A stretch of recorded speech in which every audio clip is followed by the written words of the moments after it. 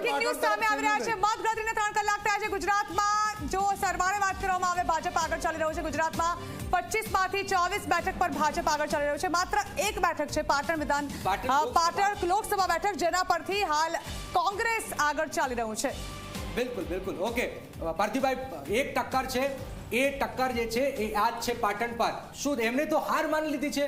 હું તો પહેલી વાર એવો કાર્યકર માનું છું કે હાર માની લીધી છે। છેક સુધી એક વાત બધાએ સ્વીકારવી પડશે કે ચૂંટણીનું પરિણામ ગમે આવે, વિજય પ્રજાનો હોય છે, કારણ કે પ્રજાએ નક્કી કર્યું હોય છે।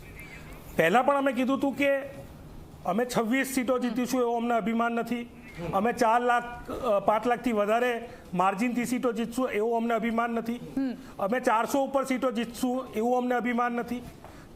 ગપગોળા અમે નથી આપ્યા, અમે એક પોલિસી આપી કે આ દેશમાં સરકારમાં 30 લાખ નોકરીઓ ખાલી છે કેન્દ્ર સરકારમાં, તો અમે 30 લાખ નોકરીઓ ભરીશું, અમારી સરકાર આવશે।